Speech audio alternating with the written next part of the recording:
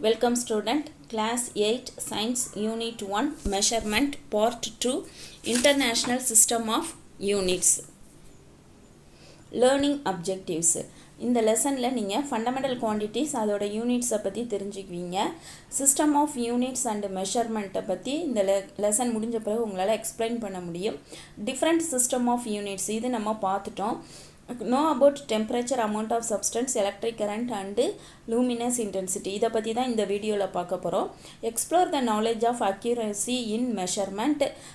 accuracyங்கிறதுக்கும் precisionங்கிறதும் ஒண்ணா இருக்கிற மாதிரி தெரியும். ஆனா கொஞ்சம் டிஃபரன்ஸ் இருக்கும். Differentiate plane angle, solid angle பத்தி தெரிஞ்சுக்குவோம்.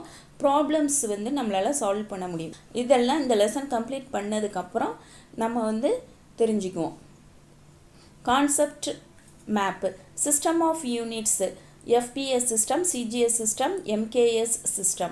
இத மூணையும் நம்ம போன வீடியோல பார்த்துட்டோம். இதுல CGS MKS SI இந்த மூணு சிஸ்டமும் மெட்ரிக் சிஸ்டம்னு சொல்லுவாங்க. அதுல SI சிஸ்டம்ங்கறத இன்னைக்கு வீடியோல பார்க்க போறோம். ஃபண்டமெண்டல் குவாண்டிட்டிஸ் நம்ம லோயர் செக்ஷன்ல மூணு குவாண்டிட்டிஸ் படிச்சிருப்போம். அதாவது லெந்த், மாஸ் அண்ட் டைம். இன்னைக்கு இந்த temperature, electric current, amount of substance இந்த மூணையும் இன்னைக்கு இந்த வீடியோல பார்க்க போறோம். International system of units. In earlier days, scientists performed their experiments and recorded their result in their own system. முன்னாடி காலத்துல எல்லாம் பாத்தீங்கன்னா சயின்டிஸ்ட் அவங்களோட எக்ஸ்பெரிமெண்ட்டை அவங்களுக்குன்னு உள்ள ஒரு கண்ட்ரில என்ன மாதிரியான மெஷர்மெண்ட் ஃபாலோ பண்றாங்களோ அதை ஃபாலோ பண்ணி ரெக்கார்ட் பண்ணிட்டு இருந்தாங்க. Due to lack of communication, they would not organize experimental results of others. அப்போ அந்த காலத்துல எல்லாம் கம்யூனிகேஷன் ரொம்ப பின்தங்கி இருந்த காரணத்தினால அவங்க கண்டுபிடிச்ச எக்ஸ்பெரிமெண்ட் இதெல்லாம் மற்றவங்களுக்கு சொல்ல முடியல. So they plant to follow a uniform system for taking the measurement. அப்போ மெஷர்மெண்ட்டை ஃபாலோ பண்ணுறதுக்காக எல்லாரும் ஒரே மாதிரியான அளவை ஃபாலோ பண்ணணும் அப்படின்னு சொல்கிறாங்க. இப்போ எக்ஸாம்பிளுக்கு இப்போ மல்லிகைப்பூ எடுத்துக்கிட்டீங்க அப்படின்னு சொன்னால் மல்லிகைப்பூ கட்டாத பூவை ஒரு ஊரில் ஒரு படி அப்படின்னு சொல்லி கொடுப்பாங்க. சில ஊரில் பார்த்தீங்கன்னா தராசு வச்சு பேலன்ஸை வச்சு மெஷர்மெண்ட்டு 100 கிராம் 200 கிராம் அப்படின்னு சொல்லி கொடுப்பாங்க. அப்போ சில ஊரில் படி கணக்கில் வச்சு கொடுக்குறாங்க, சில ஊரில் பார்த்தீங்கன்னா கிராம் கணக்கில் வச்சு கொடுப்பாங்க. அப்போ நம்ம எந்த மெத்தடில் வாங்கினா நமக்கு லாபம் அப்படிங்கிறது தெரியாது. அப்போ என்ன பண்ணணும், பூ வியாபாரம் பண்ணுறவங்க எல்லாருமே ஒரே மாதிரியாக எல்லா ஊர்லேயும் பண்ணணுங்கிறத ஒரு முடிவு எடுக்கணும். As you studied in the lower classes in 1960, in the 11th General Conference on Weights and Measures at Paris in France, scientists recognized the need of using standard units for physical quantities. அதாவது 1960ல 11th General Conference on Weight and Measures அது எங்க France கண்ட்ரியில் பாரிஸ்ங்கிற இடத்துல நடந்தது. அப்போ அங்கே எல்லா சயின்டிஸ்ட்டும் என்ன நினைக்கிறாங்க, ஃபிசிக்கல் குவான்டிட்டிஸ்க்கு நம்ம ஒரு ஸ்டாண்டர்டாக ஏதாவது ஒன்று ஃபாலோ பண்ணணும் அப்படின்னு முடிவு பண்ணுறாங்க. That was called as international system of units and is popularly known as SI system. International system of units அப்படின்னு சொல்கிறாங்க. இந்த வேர்ல்டு ஃபுல்லாக அதை ஃபாலோ பண்ணணும், அதனால் இன்டர்நேஷ்னல் சிஸ்டம் ஆஃப் யூனிட்ஸ்ன்னு சொல்கிறாங்க. அதை ஷார்ட்டாக SI சிஸ்டம்னு சொல்லுவோம். உங்களுக்கு தோணலாம் இங்கே IS தானே இருக்குது, இங்கே ஏன் SI அப்படின்னு வருதுன்னு. அப்ரிவியேட்டட் ஃப்ரம் த ஃப்ரெஞ்சு நேமில் இதை எப்படி சொல்கிறாங்கன்னா சிஸ்டமே இன்டர்நேஷ்னல் அப்படின்னு சொல்கிறாங்க. அதனால நம்ம SIன்னு சொல்கிறோம். Scientists choose 7 physical quantities as base quantities defined as a standard unit to measure each one.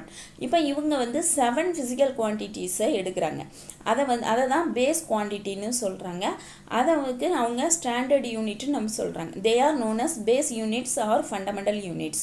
அந்த base quantityக்கு கொடுக்குற யூனிட் பேர் base unit அப்படின்னு பேர், இல்லைனா fundamental unit அப்படின்னு நம்ம சொல்லலாம். You have already studied about length, mass and time in your lower classes. Now you are going to study about other base quantities such as temperature, current, amount of substance and luminous intensities. மொத்தம் 7 இருக்குன்னு சொன்னாங்க இல்லையா, அதில் 3 நம்ம lower sectionல length, mass and timeன்னு படிச்சிருப்போம். இப்போ balance 4 பற்றி நம்ம டீட்டெயிலாக படிக்க போகிறோம். இப்போ இதுதான் உங்களுக்கு 5 மார்க் क्वेश्चन கேட்பாங்க. இப்போ லெந்த், மாஸ், டைம் இந்த மூணையும் நீங்கள் LMT அப்படின்னு ஞாபகம் வச்சுக்கோங்க. LMT இங்கே பார்த்தீங்கன்னா temperature, electric current, amount of substance, luminous இன்டென்சிட்டின்னு இருக்கு இல்லையா, இதை டீல் அப்படின்னு ஞாபகம் வச்சுக்கோங்க. டீல் அப்படின்னு நம்ம சொல்லுவோம்ல, டீலா நோ டீலா, அதில் வந்து டிக்கு பதிலாக டி போட்டுக்கோங்க, டீல். அப்போ டீல்னா ஃபஸ்ட்டு டி வந்து டெம்பரேச்சர், இ வந்து எலக்ட்ரிக் கரண்ட், ஏ வந்து அமௌண்ட் ஆஃப் சப்ஸ்டன்ஸ், எல் வந்து லூமினஸ் இன்டென்சிட்டிஸ். அப்போ ஈஸியாக எப்படி ஞாபகம் வச்சுக்கிறோம், டீல் அப்படின்னு ஞாபகம் வச்சுக்கிறோம். இப்போ லென்த்துக்கான யூனிட் பார்த்தீங்கன்னா மீட்டர், மாஸுக்கு வந்து கிலோகிராம், டைம் வந்து செகண்ட், டெம்பரேச்சரை வந்து கெல்வினில் மெஷர் பண்ணணும், electric current ampere, amount of substance mole, luminous intensity candela. இப்போ இந்த மீட்டர்னு இருக்கு இல்லையா, இதை வந்து ஸ்மால் எம் சிம்பிள் போடுறோம், கிலோகிராம் வந்து கேஜின்னு போடுறோம், செகண்ட் வந்து small s, kelvin capital K இருக்கணும், ஆம்பியருக்கு கேபிட்டல் ஏ இருக்கணும், மோல் வந்து எம்ஓஎல், இஏ எடுத்துடணும், கேண்டலாக்கு வந்து சிடி, எல்லாமே ஸ்மால். அப்போ கேப்ஸுங்கிறது வந்து நம்ம இங்கே தான் யூஸ் பண்ணுறோம், அதாவது கெல்வினுக்கும் ஆம்பியருக்கும். டெம்பரேச்சர்னால் தெரியும், எலக்ட்ரிக் கரண்ட் தெரியும், இந்த அமௌண்ட் ஆஃப் சப்ஸ்டன்ஸும் லூமினஸ் இன்டென்சிட்டியும் தான் உங்களுக்கு நாங்கள் நல்லா இன்ட்ரடியூஸ் பண்ணணும். In December 1998, the National Aeronautics and Space Administration (NASA) USA launched the Mars Climate Orbiter to collect data about Martian climate. இதில் இந்த நாசாங்கிறதுக்கான அப்ரிவேஷனை ஒரு 5 டைம்ஸாவது சொல்லி பார்த்துக்கோங்க. ஏன்னு சொன்னால் பின்னால் நீங்கள் வந்து காம்படிட்டிவ் எக்ஸாமில் எழுதுறீங்க, இல்லை ஒரு அப்ரிவேஷன் கேட்குறாங்கன்னு சொன்னால் இது உங்களுக்கு சொல்ல தெரியணும். National aeronautics and space administration அப்படிங்கிறது யூஎஸ்ஏல ஆரம்பிச்சிருக்காங்க. இது வந்து ஸ்பேஸை பற்றி ரிசர்ச் பண்ணக்கூடிய ஒன்று. இவங்க என்ன பண்ணியிருக்காங்க, 1998 மார்ஸ் கிளைமேட் ஆர்பிட்டார் அப்படிங்கிறத மார்ஸுக்கு அனுப்பியிருக்காங்க. அந்த பற்றின மார்ஷியன் கிளைமேட்டை வந்து அந்த பற்றின டேட்டாவை கலெக்ட் பண்ணுறதுக்காக அதை லான்ச் பண்ணியிருக்காங்க. 9 months லேட்டர் எப்போ அனுப்பியிருக்காங்க, டிசம்பர் மந்த்து 1998 அனுப்பியிருக்காங்க. 9 months later on September 23, 1999 September 23 அன்னைக்கு தான் the orbiter disappeared while approaching Mars at an unexpectedly low altitude. அந்த பிளானட்டை நெருங்கும் போது, லோ ஆல்டிடியூடுனா என்னது, ஹைட்டு, அந்த குறைவான ஹைட்லேயே அந்த ஆர்பிட்டார் வந்து இவங்களோட அப்சர்வேஷன்லேருந்து மறைஞ்சு போயிடுச்சு. அது ஏன் அப்படின்னு பார்க்க போகிறோம். An investigation revealed that the orbital calculations were incorrect due to an error in the transfer of information between the spacecraft's team in Colorado and the mission navigation team in California. அப்போ அவங்க ஏன் வந்து இந்த தவறு நடந்துச்சு, ஏன் வந்து கரெக்டானதை மிஷனை வந்து நம்மளால் டார்கெட் பண்ண முடியலை அப்படின்னு இன்வெஸ்டிகேஷன் பண்ணும்போது அவங்க என்ன எரர் ஃபைண்ட் அவுட் பண்ணுறாங்கன்னு சொன்னால், இன்ஃபர்மேஷன் பாஸ் ஆகுது 2 டீமுக்கு இடையில. அதாவது கொலராடோவில் இருக்கக்கூடிய ஸ்பேஸ் கிராஃப்ட் டீம் வந்து கலிஃபோர்னியாவில் இருக்கக்கூடிய மிஷன் நேவிகேஷன் டீமுக்கு சொல்லக்கூடிய மெசேஜை கன்வே பண்ணுறதுல தவறுதல் ஆயிட்டு. One team was using the English FPS system of units for calculation. ஒரு டீம் வந்து FPS மெத்தடில் கால்குலேஷன் பண்ணியிருக்காங்க. While the other team was using the MKS system. நம்ம இது என்ன சொன்னால், ஃபுட் பவுண்ட் செகண்ட், இது வந்து என்ன சொல்லியிருந்தோம், மீட்டர் கிலோகிராம் செகண்ட்ஸ் அப்படின்னு சொல்லியிருந்தோம். ஒரு டீம் வந்து எஃபிஎஸ் மெத்தடை ஃபாலோ பண்ணியிருக்காங்க, இன்னொரு டீம் வந்து எம்கேஎஸ் மெத்தடை ஃபாலோ பண்ணியிருக்காங்க. This misunderstanding cost a loss of $125 million approximately. இந்த சின்ன மிஸ் அண்டர்ஸ்டாண்ட் வந்து அவங்களுக்கு 125 million, அதாவது 1 millionங்கிறது 10 lakh, அந்த அளவுக்கு பணம் வந்து டாலர்ஸில் வந்து அவங்களுக்கு செலவாயிடுச்சு. அப்போ இதுலேருந்து நமக்கு என்ன தெரியணும் அப்படின்னு சொன்னால், அந்த மெஷர்மெண்ட்டுங்கிறது 2 டீமுமே ஒரே மாதிரியான மெஷர்மெண்ட்டை ஃபாலோ பண்ணியிருந்தாங்கன்னா இந்த அளவுக்கு லாஸ் வந்து அவங்களுக்கு ஏற்பட்டிருக்காது. இப்போ நம்ம ஒவ்வொருன்னா பார்க்க போகிறோம். ஃபஸ்ட்டு வந்து temperature. Identify which of the following objects are hot and which of them are cold. We see a number of objects in our daily life. Some of them are cold and some of them are hot.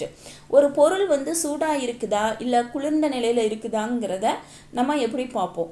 நம்மளை சுற்றி நிறைய பொருட்கள் இருக்குது, அதில் எது கோல்டாக இருக்குது எது ஹாட்டாக இருக்குது அப்படிங்கிறத நம்ம எப்படி ஃபீல் பண்ணுறோம். இப்போ இந்த பொருளை பார்த்தீங்கன்னு சொன்னால், இது ஐஸ்கிரீம், இது வந்து அயன் பாக்ஸு, இது வந்து இந்த நெருப்பு எரியுது. இங்கே பார்த்தீங்கன்னா ஐஸ் க்யூப் வச்சுருக்காங்க. இப்போ இந்த 2 பொருளும் வந்து கோல்டாக இருக்கும், இந்த 2 வந்து ஹாட்டாக இருக்கும். Times we may say that 2 objects are equally hot or cold, but there will be some difference in their hotness or coldness. சில சமயம் நம்ம என்ன பண்ணுறோம், ரெண்டு பொருட்களுமே வந்து ஹாட்டாக இருக்குன்னு சொல்கிறோம், இல்லை ரெண்டு பொருளுமே நம்ம வந்து கோல்டாக இருக்குது அப்படின்னு நம்ம சொல்கிறோம். But there will be some difference in their hotness or coldness. அதை தான் கொஞ்சம் நேரத்துக்கு முன்னால் எக்ஸாம்பிள் பார்த்தோம். How do you decide which is hotter, which is colder? அந்த ரெண்டு பொருளில் எது அதிகமான ஹாட்னஸ் இருக்குது அப்படிங்கிறத எப்படி சொல்கிறோம்? You need a reliable quantity to decide the degree of hotness or coldness of an object. அப்போ நம்ம ஏதாவது ஒரு மெஷர்மெண்ட்டு, ஒரு குவான்டிட்டியை வச்சு எது அதிகமான ஹாட்னஸில் இருக்குது, எது அதிகமான கோல்ட்னஸில் இருக்குதுன்னு சொல்லணும். அந்த குவான்டிட்டி பேர் தான் டெம்பரேச்சர் அப்படின்னு சொல்கிறாங்க.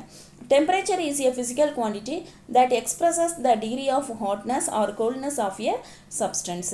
அப்போ டெம்பரேச்சருங்கிற அந்த ஃபிசிக்கல் குவான்டிட்டியை வச்சு தான் அந்த பொருளினுடைய சூடு எவ்வளோ இருக்குது, குளிர்ந்த நிலை எவ்வளோ இருக்குன்னு சொல்கிறோம். Heat energy given to a substance will increase its temperature. நம்ம ஹீட் எனர்ஜியை ஒரு பொருளுக்கு கொடுக்க அதோட டெம்பரேச்சர் இன்க்ரீஸ் ஆகும். இப்போ நீங்கள் ஹேர் கிளாஸ் போன உடனே உங்களுக்கு ஃபஸ்ட்டு கொஸ்டினை என்ன கேட்பாங்கன்னு சொன்னால், what is heat, what is temperature அப்படின்னு கேட்பாங்க. ஹீட்னா என்ன, டெம்பரேச்சர்னா என்னன்னு கேட்பாங்க. ஹீட்டும் டெம்பரேச்சரும் உங்களுக்கு பார்க்குறதுக்கு ஒரே மாதிரியாக இருக்கலாம், ஆனால் ரெண்டுமே வேறு வேறு. ஹீட்டுங்கிறது எனர்ஜி, டெம்பரேச்சருங்கிறது அதை மெஷர் பண்ணக்கூடிய ஒரு physical quantity. Heat energy removed from a substance will lower its temperature. Heat எனர்ஜியை எடுக்க அதோட டெம்பரேச்சர் வந்து குறையும். நம்ம ஊரில் ஒரு பழமொழி சொல்லுவாங்க, அதாவது எரியிறத பிடுங்கினா கொதிக்கிறது தானாக அடங்கும் அப்படின்னு சொல்லுவாங்க. அதாவது விறகை எடுத்துட்டோன்னு சொன்னால் கொதிக்கிறது தானாக அடங்கும். அப்போது இப்போ ஹீட் எனர்ஜியை சப்ளை பண்ண டெம்பரேச்சர் இன்க்ரீஸ் ஆகும். ஹீட் எனர்ஜி நம்ம வெளியில் ரிமூவ் பண்ண டெம்பரேச்சர் வந்து குறையும். Temperature is defined as the measure of average kinetic energy of the particles in a system. இப்போ கொஞ்ச நேரத்துக்கு முன்னாடி நான் சொன்னேன், டெம்பரேச்சரை என்ன அப்படின்னு கேட்டாங்கன்னு சொன்னால் இட்ஸ் அ ஃபிசிக்கல் குவான்டிட்டின்னு சொன்னோம். இப்போ அதை இன்னும் எப்படி டிஃபைன் பண்ணுறாங்கன்னா, measure of the average kinetic energy of the particles in a system. இப்போ எக்ஸாம்பிளுக்கு உங்கள் அம்மா வந்து உலை வைக்கும்போது தண்ணி கொதித்த உடனே அது உள்ள அரிசியை போடுவாங்க. அப்போ அந்த அரிசி பாயில் ஆகும்போது நீங்கள் என்னைக்காவது எட்டி பார்த்துருக்கீங்களா? அப்படி பார்க்கலைன்னா இனிமேல் போய் பாருங்கள். அதை வந்து அந்த அரிசி என்ன பண்ணும், மேலேயும் கீழேயுமா மூமெண்ட்டு இருந்துக்கிட்டே இருக்கும். அதை தான் என்ன சொல்கிறாங்க, measure of average kinetic energy of the particles. அந்த பார்ட்டிகிள்ஸுங்கிறத நீங்கள் அரிசின்னு எடுத்துக்கோங்க. அதோட மூமெண்ட்டு தான் கைனட்டிக் எனர்ஜி. அதுக்கு நீங்கள் ஆவரேஜ் பார்க்கணும். Measure of the average kinetic energy of the particles in a system. அதை தான் அவங்க டோட்டலாக டெம்பரேச்சர் அப்படின்னு சொல்லிடுறாங்க. The SI unit of temperature is kelvin. அதை வந்து எதில் நம்ம சொல்லணும்னா கெல்வினில் சொல்லணும். Thermometers are used to measure the temperature directly.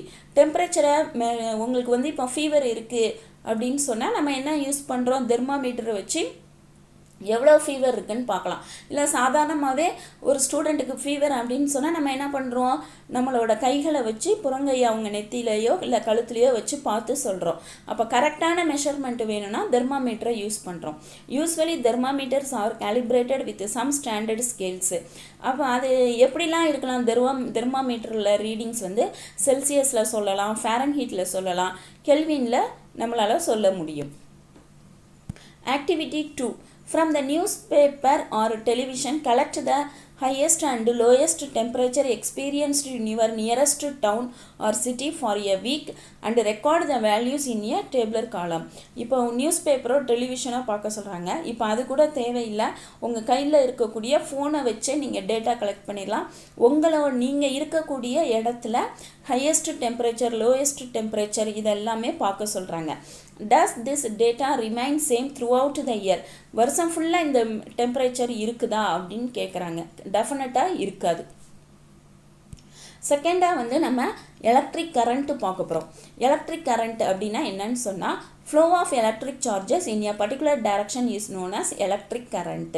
Charge வந்து ஒரு இடத்துலேருந்து இன்னொரு இடத்துக்கு போணுச்சுன்னு சொன்னால் அதை தான் நம்ம எலக்ட்ரிக் கரண்ட்டுன்னு சொல்கிறோம். எப்படி வாட்டர் கரண்ட்டுன்னு சொல்கிறோம், ஜியாகிரஃபியில் உங்களுக்கு சொல்லி தருவாங்க வாட்டர் கரண்ட்டு. அப்போ வாட்டர் வந்து flows from one direction to another, ஒரு இடத்துலேருந்து இன்னொரு இடத்த நோக்கி போகிறத நம்ம வாட்டர் கரண்ட்டுன்னு சொல்லுவோம். அப்போ அதே மாதிரி எலக்ட்ரிக் சார்ஜஸ் வந்து ஒரு பர்டிகுலர் டைரக்ஷனில் போச்சுன்னு சொன்னால் அதை வந்து எலக்ட்ரிக் கரண்ட்டுன்னு சொல்கிறோம். The magnitude of electric current is the amount of electric charges flowing through a conductor in 1 second. அப்போ magnitudeங்கிறது அதில் என்ன மாதிரியான அளவு வெறும் நம்பரில் சொல்கிறது. அதான் magnitude of electric current is the amount of electric charges flowing through a conductor in 1 second. ஒரு செகண்டில் அந்த கண்டக்டர் வழியாக எவ்வளோ சார்ஜஸ் போயிருக்கு. இப்போ எக்ஸாம்பிளுக்கு உங்கள் கிளாஸ் ரூமை எடுத்துக்கலாம், இல்லை ஏதாவது ஒரு பஸ் ஸ்டாப்போ ஏதோ ஒன்று. இப்போ பஸ் ஸ்டாப் எடுத்துக்கிட்டிங்கன்னா ஒரு ஆர்ச்சி பக்கத்தில் நின்றுக்கோங்க. உங்கள் கிளாஸ் ரூம் எடுத்துக்கிட்டிங்கன்னா உங்கள் கிளாஸ் ரூம் வாசலில் நின்றுக்கோங்க. அப்போது பெல் ரிங் ஆனோடனே ஸ்டூடெண்ட்ஸ் எல்லாம் வெளியில் வருவாங்க. கிளாஸ் ரூம் வாசலில் 1 செகண்டில் எத்தனை ஸ்டூடெண்ட்டு வெளியில் வர்றாங்க, அதான் அதோட மீனிங். அப்போ 1 செகண்டில் எத்தனை ஸ்டூடெண்ட் வெளியில் வராங்க, அதே மாதிரி 1 செகண்டில் எத்தனை சார்ஜஸ் அங்கே போகுது, அதை தான் எலக்ட்ரிக் கரண்ட்டுன்னு நம்ம சொல்கிறோம். அப்போ I = Q/T. அப்போ சார்ஜை வந்து நம்ம எதில் மெஷர் பண்ணுவோம், கூலும் அப்படின்னு சொல்லுவோம். டைமை எதில் மெஷர் பண்ணுவோம், செகண்ட்ஸில் சொல்லுவோம். அப்போ கூலும் பெர் செகண்ட் அப்படின்னும் சொல்லலாம். Electric charge is measured in coulomb. SI unit of electric current is ampere and it is denoted as A. அதாவது கூலும் பெர் செகண்டுக்கு பதிலாக இவங்க என்ன யூஸ் பண்ண சொல்லியிருக்காங்க, ஆம்பியர். நல்லா பாருங்கள், ஸ்மாலில் தான் எழுதணும். நீங்கள் இந்த மாதிரி எழுதும்போது மட்டும் சிங்கிள் யூனிட்டில் கொடுக்கும்போது கேபிட்டல் A அப்படின்னு சொல்லணும். If 1 coulomb of charge is flowing through a conductor in 1 second, then the amount of current flowing is said to be 1 ampere. இப்போ கொஞ்ச நேரத்துக்கு நான் முன்னால் சொன்ன மாதிரி கிளாஸ் ரூம் வாசலில் 1 செகண்டில் 1 ஸ்டூடெண்ட் வெளியில் வர்றான் அப்படின்னு சொன்னால், அப்போ அதே மாதிரி 1 செகண்டில் அந்த கண்டக்டரில் 1 சார்ஜ் போச்சுன்னு சொன்னால் அங்கே எவ்வளோ கரண்ட் இருக்குதுன்னு சொல்கிறாங்க, 1 ஆம்பியர். ஏன்னா நம்ம ஃபார்முலா அதை மாதிரி தான் போட்டிருக்கோம். அப்போது சார்ஜ் பை டைம் அப்படின்னு சொல்லியிருக்கோம். அப்போ 1/1 = 1. Ammeter is the device used to measure electric current. இது 1 வேர்டு கொஸ்டின். அப்போ கரண்ட்டை வந்து எதை வச்சு மெஷர் பண்ணுவீங்கன்னு கேட்குறாங்க. அந்த டிவைஸுக்கு பேர் அம்மீட்டர். மீட்டரோட பிக்சர் இது இந்த மாதிரி தான் இருக்கும். இதில் கரண்ட்டு எவ்வளோ ஃப்ளோ ஆகுதுங்கிறத நம்ம இதில் பார்த்துக்கலாம். Activity 3. Connect a battery, an ammeter and a lamp in series as shown in the figure. இப்போ இதுதான் வந்து பேட்டரியோட பாசிட்டிவ்லேருந்து ஒயரை எடுத்துக்கொண்டு வந்து லேம்ப் கொடுக்குறாங்க. லேம்பில் இருந்து இன்னொரு ஒயரை எடுத்துக்கொண்டு வந்து இந்த அம்மீட்டரில் இந்த பாசிட்டிவில் கொடுக்குறாங்க. இங்கேருந்து கனெக்ஷன் வந்து இந்த நெகட்டிவ்க்கு வருது. Note the ammeter reading, it is the amount of current flowing in the circuit. இப்போ அம்மீட்டரில் பார்த்தோன்னா இந்த ரெட் கலரில் நீடில் தெரியும், அதில் எவ்வளோ கரண்ட்டு ஃப்ளோ ஆகுதுங்கிறத நம்மளால் பார்க்க முடியும். அப்போ அதுதான் இந்த ஒயர் வழியாக ஃப்ளோ ஆகக்கூடிய current. Problem 1. If 2 coulomb of charges flows through a circuit for 10 seconds, calculate the current. 20 charges, 2 coulomb of charges வந்து 10 secondsல flow ஆகுது அப்படின்னு சொன்னால் கரண்ட் என்ன, I = Q/T. Q வந்து 2 coulomb கொடுத்துருக்காங்க, டைம் வந்து 10 seconds. அப்போ 2/10ங்கிறது 0.2 ஆம்பியர் கரண்ட் வந்து flow ஆகுது. Amount of substance. Amount of substance is a measure of the number of entities present in a substance. Amount of substanceங்கிறது என்ன சொல்கிறாங்கன்னு சொன்னால் ஒரு சப்ஸ்டன்ஸில் எவ்வளோ பார்ட்டிகிள்ஸ் இருக்குது அப்படிங்கிறத சொல்கிறாங்க. இப்போ எக்ஸாம்பிளுக்கு நம்ம டசன் அப்படின்னு எடுத்துக்குவோம். இப்போ டசன் அப்படின்னு சொன்னால் 12 அப்படின்னு அர்த்தம். அது இப்போ நான் பேங்கிள்ஸ் கடையில் போய் வாங்குகிறோம், வளையல் வாங்குகிறோம் அப்படின்னு சொன்னால் டசன் அப்படின்னா 12 எடுத்து கொடுப்பாங்க. இப்போ அதே மாதிரி பால்ஸ், கிரிக்கெட் பால் வாங்க போகிறீங்க, டசன் கொடுங்கன்னு சொன்னால் 12 பால்ஸ் எடுத்து கொடுப்பாங்க. அப்போ டசன் அப்படின்னு சொன்னாலே 12, அது என்ன பொருளாக வேணாலும் இருக்கலாம், ஆனால் அது 12 இருக்கணும். The entity may be an atom, molecule, ion, electron or proton. இப்போ அந்த என்டிட்டி அதாவது பார்ட்டிக்கிள்ங்கிறது அது வந்து ஆட்டமாக இருக்கலாம், மாலிகுலாக இருக்கலாம், அயானாக இருக்கலாம், எலக்ட்ரானாக இருக்கலாம், ஆர் புரோட்டானாக இருக்கலாம். இப்போ நான் எக்ஸாம்பிளுக்கு இப்போ உங்கள் அம்மா வந்து சமைக்கிறதுக்கு வீட்டில் அஞ்சரை பெட்டி வச்சுருப்பாங்க. அதில் ஒவ்வொன்றுலேயும் ஒவ்வொரு பொருள் போட்டு வச்சுருப்பாங்க. இப்போ கடுகு, உளுத்தம்பருப்பு, வெந்தயம், கொத்தமல்லி, ஜீரகம் அதெல்லாம் போட்டு வச்சுருப்பாங்க. ஆனால் நம்ம என்ன பண்ணுறோம்னு சொன்னால் அது எல்லாமே வந்து இப்போ கடுகை வந்து நீங்கள் ஆட்டம்னு எடுத்துக்கோங்க, உளுத்தம்பருப்பை வந்து மாலிகுல் அப்படின்னு எடுத்துக்கோங்க, வெந்தயத்தை அயான் அப்படின்னு எடுத்துக்கலாம், எலக்ட்ரான் வந்து கொத்தமல்லி அப்படின்னு எடுத்துக்கலாம், ஜீரகம் அப்படிங்கிறத புரோட்டான்னு எடுத்துக்கோங்க. ஆனால் எல்லாமே வந்து வெயிட் பார்த்தோம்னா வேறு வேறையாக இருக்கும். ஆனால் கவுண்டிங் நம்பர் ஆஃப் பார்ட்டிகிள்ஸ் வந்து நம்ம அஞ்சரை பெட்டிக்குள்ளே ஒரே ஆள் தான் போட்டு வச்சுருக்கணும் அப்படின்னு சொல்கிறாங்க. அதாவது நீங்கள் செங்கலை போட்டு வச்சுருந்தாலும் கவுண்டிங் வந்து கடுகு என்ன கவுண்டிங் இருக்கோ, ஆட்டம் என்ன கவுண்டிங் இருக்கோ அதே தான் அந்த செங்கலும் இருக்கணும். அதை தான் நீங்கள் நல்லா புரிஞ்சுக்கணும். Generally, the amount of substance is directly proportional to the number of atoms or molecules. அப்போ amount of substance அப்படிங்கிறது வந்து number of atoms or number of molecules அதுக்கு proportionalாக இருக்கணும். Can you count the number of copper coins in the picture? இந்த பிக்சரை நல்லா பார்த்துக்கோங்க. உங்களால் இந்த இதில் இருக்கக்கூடிய காப்பர் காயினை கவுண்ட் பண்ண முடியும். 1 2 3 4. ஆனால் இந்த காப்பர் காயின் உள்ளே இருக்கக்கூடிய ஆட்டமையோ மாலிகுலையோ நம்மளால் கவுண்ட் பண்ண முடியுமா அப்படின்னு கேட்குறாங்க. We can count them easily, but can you count the number of copper atoms in a coin? It is very difficult to count the number of atoms because they are not visible. கண்ணுக்கு தெரியாததுனால நம்மளால count பண்ண முடியலை. The number of atoms or molecules in a substance is measured in mole. அப்போ அதில் இருக்கக்கூடிய ஆட்டம்ஸையோ மாலிகுலையோ நம்ம எப்படி கவுண்டிங்கில் சொல்கிறோம்னா மோல் அப்படிங்கிறதுல சொல்கிறோம். It is a SI unit. இது ஸ்பெல்லிங் மிஸ்டேக்கு ஐ வரக்கூடாது. இது அமௌண்ட் ஆஃப் சப்ஸ்டன்ஸை வந்து நம்ம மோல் அப்படிங்கிறதுல கவுண்ட் பண்ணி சொல்கிறோம். அப்போ 1 mole அப்படிங்கிறது எதுக்கு ஈக்குவலாக இருக்கணும்?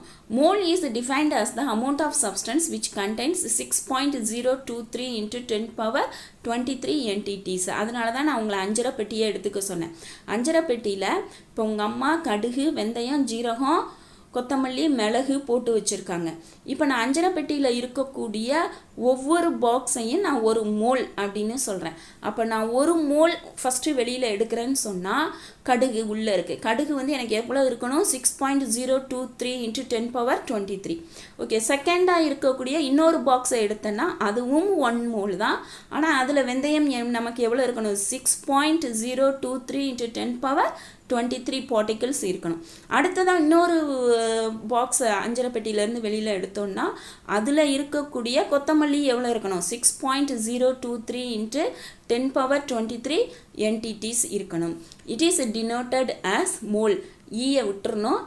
MOL, M வந்து ஸ்மாலில் இருக்கணும். More to know, the number of 6.023 into 10 power 23 is also known as Avogadro number. இந்த நம்பரை நம்ம Avogadro நம்பர்னு சொல்கிறோம். இத்தனை பார்ட்டிகிள்ஸ் இருந்துச்சுன்னு சொன்னால் நம்ம அதை வந்து மோல் அப்படின்னு சொல்கிறோம். இந்த கிளாஸில் நம்ம என்ன பார்த்தோன்னு பார்க்க போகிறோம். உங்களுக்கு இந்த லெசனை பொறுத்த வரைக்கும் 5 டாபிக்ஸ் கொடுத்துருக்காங்க. ஃபஸ்ட்டு டாப்பிக்கில் பார்த்தீங்கன்னா யூனிட்ஸில் வந்து FES system, CGS system, MKS சிஸ்டமை பற்றி பார்த்தோம். இதில் SI சிஸ்டம்னா என்னன்னு சொல்லி பார்த்தோம். அதாவது சிஸ்டமே இன்டர்நேஷ்னல் அப்படிங்கிறது ஃப்ரெஞ்சில் கொடுக்குறாங்க.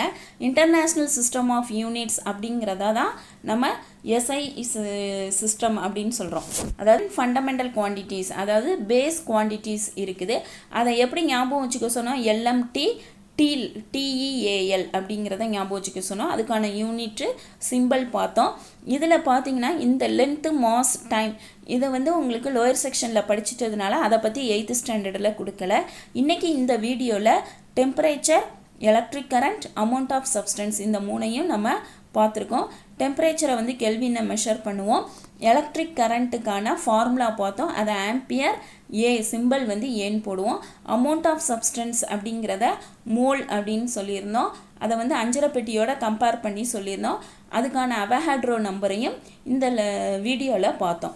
இப்போ நெக்ஸ்ட்டு வீடியோவில் இதுலேயே இன்னும் 3 பார்ட் இருக்குது. என்னென்ன பார்ட் இருக்குதுன்னு சொன்னால் luminous intensity, plane angle, solid ஆங்கிளை பற்றி பார்ப்போம். Thank you student.